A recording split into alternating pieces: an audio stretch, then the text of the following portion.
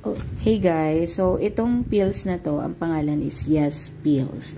Itong pills na to ay ginagamit para sa PCOS na reseta nung ating OB-GYN. Now, meron akong problem na na-encounter dito sa placebo pills na tinatawag. Ito yung mga parang negative pills. Ito namang may kulay-kulay na ganyan. Itong pink na color, active pills pala siya. So, hindi man tayo doktor, pero upon research, ganun siya.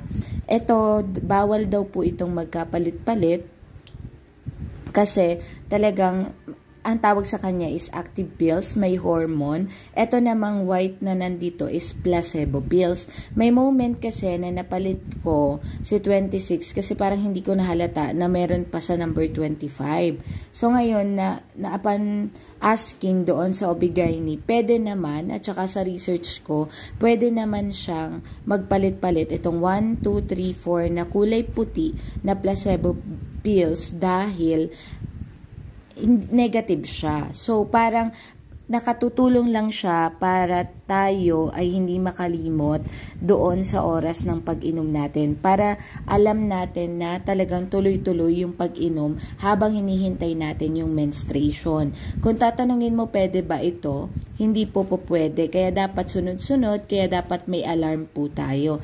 Ngayon, kung meron pa kayong worry, mas maganda kung magtanong kayo sa mga OB-GYN yan, na nag-aalaga sa inyo para hindi kayo malito or magkaroon ng mga problema kapag umiinom kayo nito. Pinaiinom to sa akin, sa totoo lang is continuous talaga. Pero kapag mag-aasawa na, ayan, so pwede ka na makipag-ugnayan doon sa OB-GYN para mas alam mo kung ano pa yung gagawin. So, yun lang. Share ko lang that this one are active pills and this one are negative pills. Kumbaga, ito may mga hormone yan.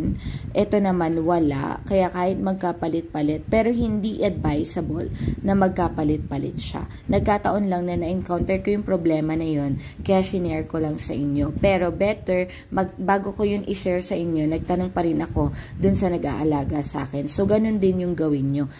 Yun lang.